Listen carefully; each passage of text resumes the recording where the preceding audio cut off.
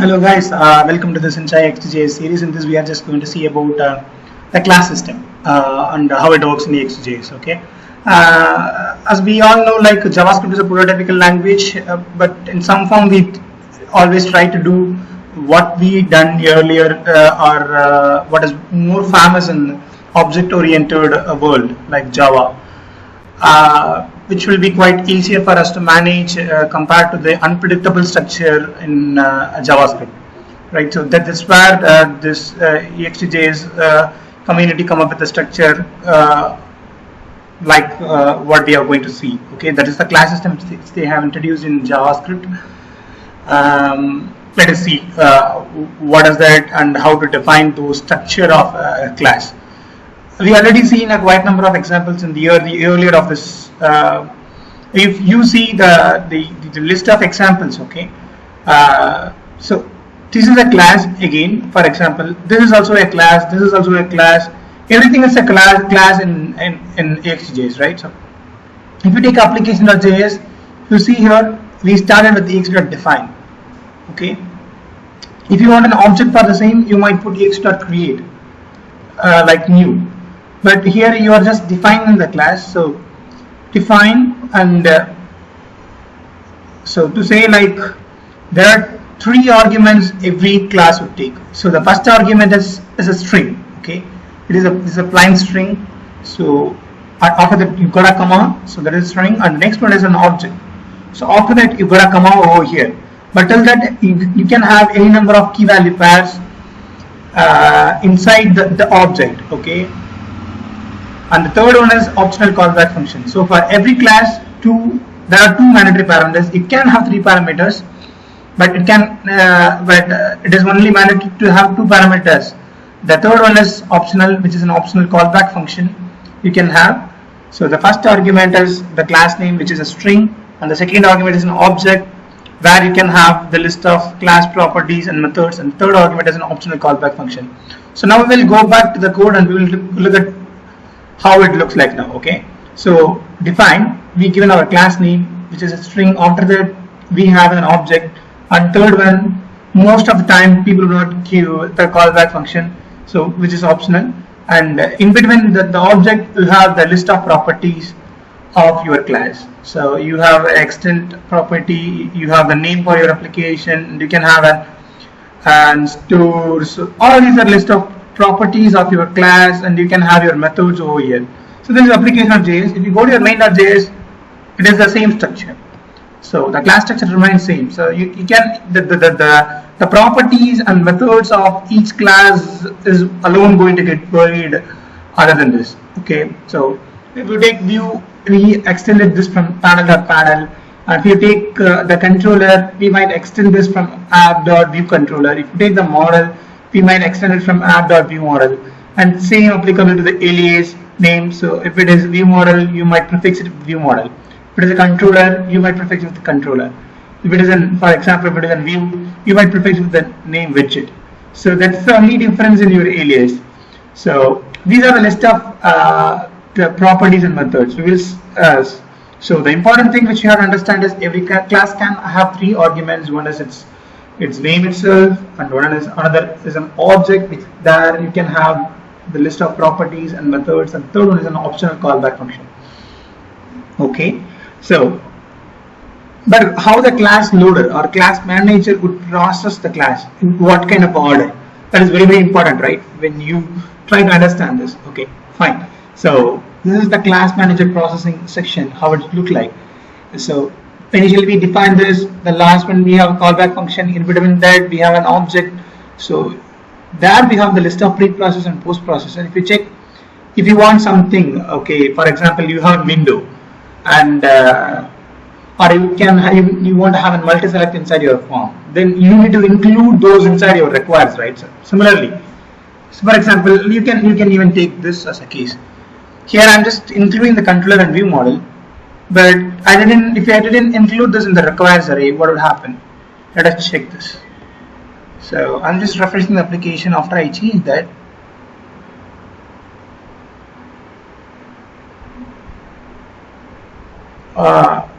We'll try to build it once because what is that?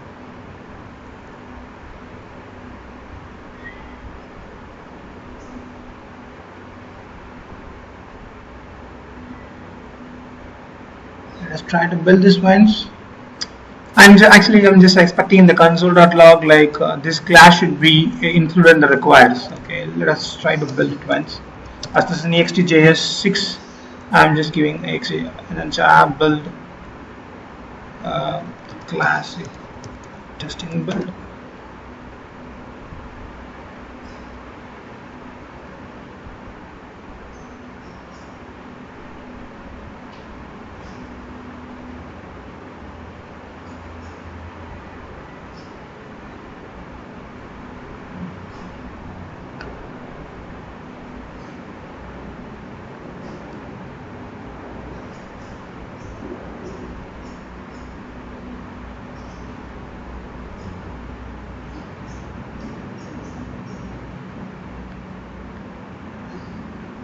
Let us wait for the build to complete. Once it is completed, we will give an app watch again and we will try to load the class.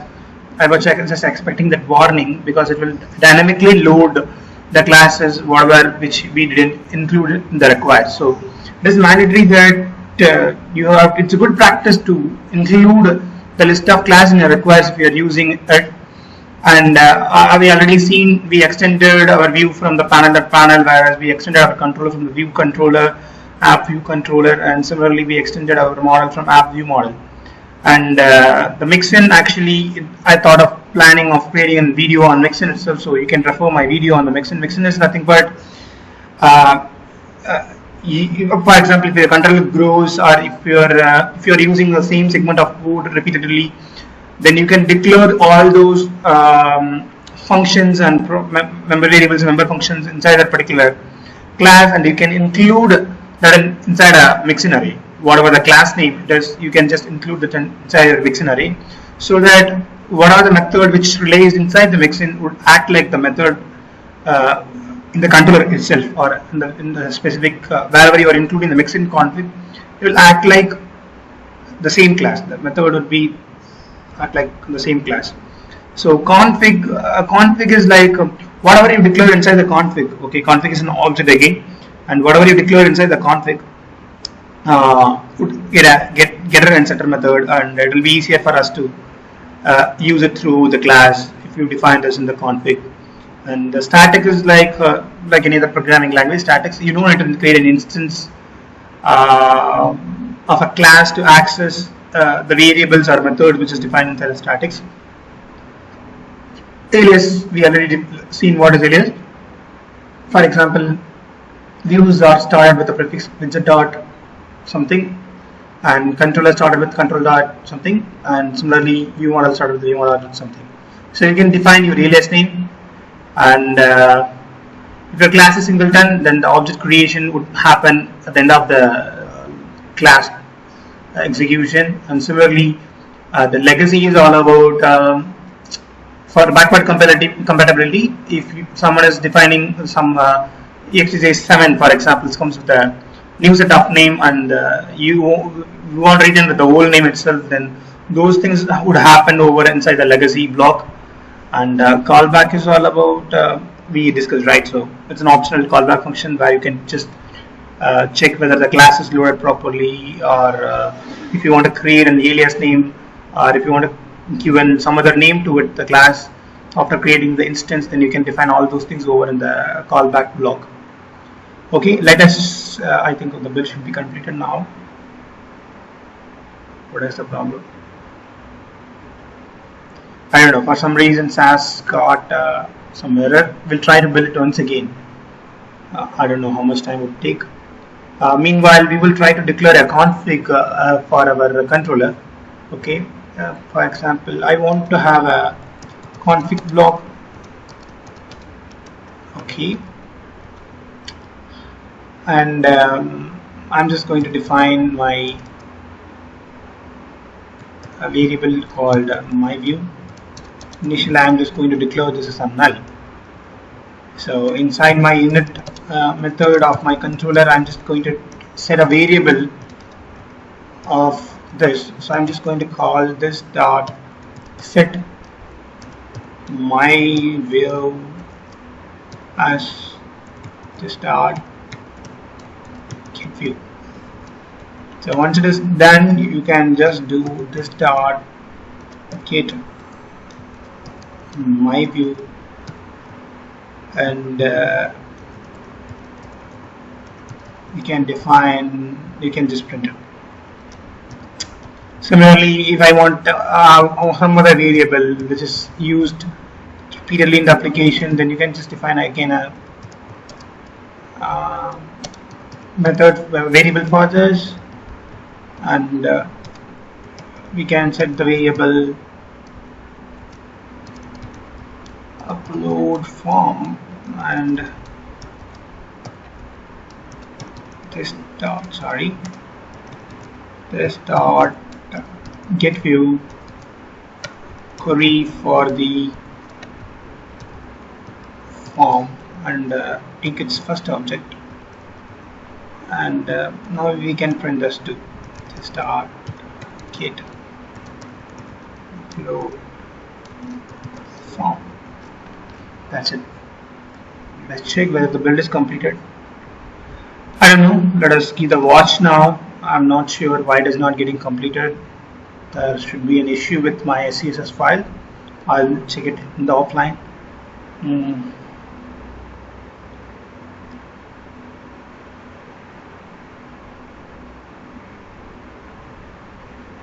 Okay, let us refresh the application once. Okay, so we defined the config, right? So the console.log we print, right? So the one is this dot get view we given, the first argument to the console.log. The second one is the form itself. So now you can access any of this. Okay, maybe the my view, upload form, these things even inside the mixin as well. So no need to query it once again. We can do like, sorry, this dot get upload form. So on top of upload form, I want to do the summit. So let us check whether it works.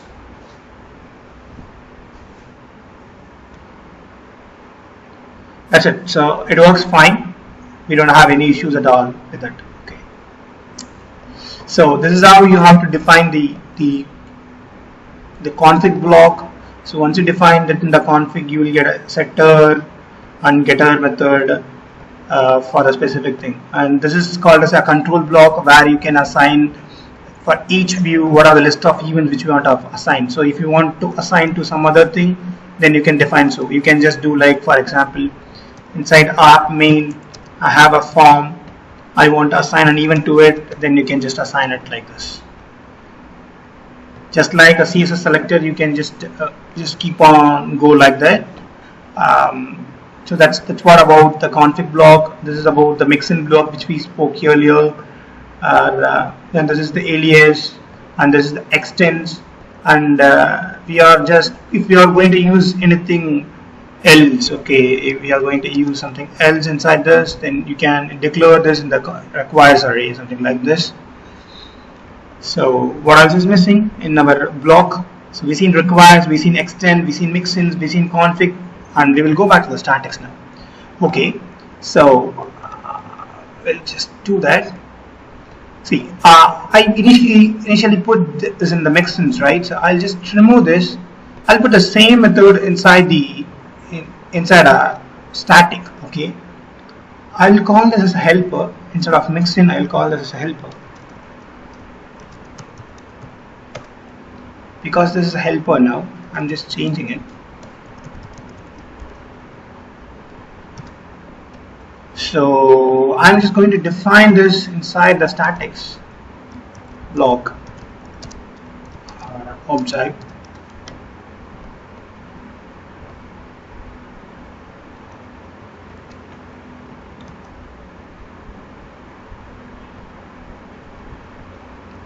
Okay, I define it. So now there is no mixin, so I have to remove this first of all. Okay, now on click submit, I want to invoke this helper function. So I'm just defining my own on-click submit method. So the beauty about the statics is like we no need to create an instance for this, but I'm not interested in giving the full name when I'm invoking my method. So I'm just going to define an alternate class name for this. Alternate class name for this. My alternate class name is upload helper. So that's it. Let us save this and let us try to invoke this from our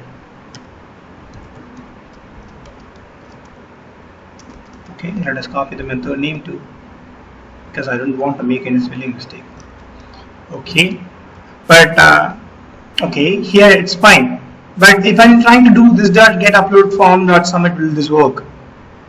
It will not work, because on top of which you want to perform the submit, on top of the some upload form, right? So now this is now different. You will not be able to access the form because you are no more a mixin. You can't access any method of the controller or any config or properties of the controller. So if you put a debugger over here, you will understand that. Okay, I can do like you want to pass the this dot get get upload form.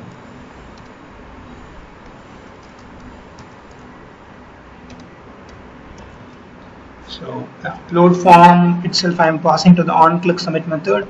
So once I received it, I should perform the submit on click method, because this is not now this. Let us check it once.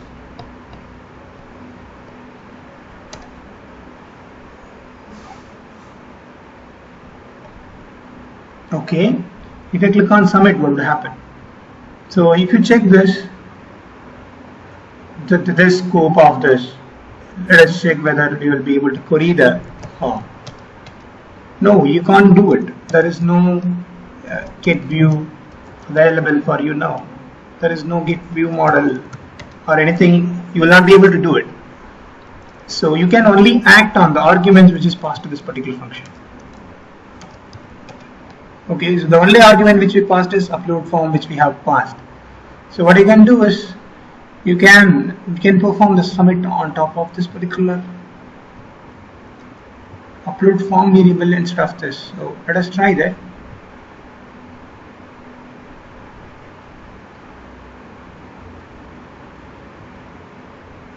Fine.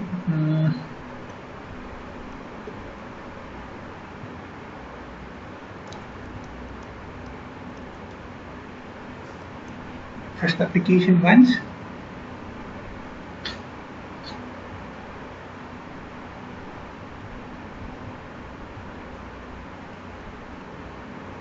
Okay, so it is getting executed perfectly. That's not an issue now. So, but one thing which you have to understand between the statics and mixin is, mixin is quite easier for you to access the member variables and methods, even you are in a different class altogether. But in statics, when you define something in the statics, yeah, obviously you will not only to create an instance of your instance to access the methods and variables, but you have to pass all the variables to your statics. You can't access the view back, or you can't access the variable of your view again. Okay, so that's the one thing which you have to understand about statics. Still, it works fine. So anything else we missed out? So we've seen what is required, what is extend, what is mixin, what is config, what is statics, what is alias, what is singleton, what is legacy, and how to define it. And you have to pass 3 arguments. One is class name, one is the object itself, and one is the callback function. I think pretty much we covered the structure of the ExtJS class system. Hope you got better idea about the class and the various blocks which is there inside the classes. Maybe probably the one which is missing in this is the control block, where we assign the events for each of our view, the control block, config blocks things. Hope it helps. See you in the next session. Bye bye.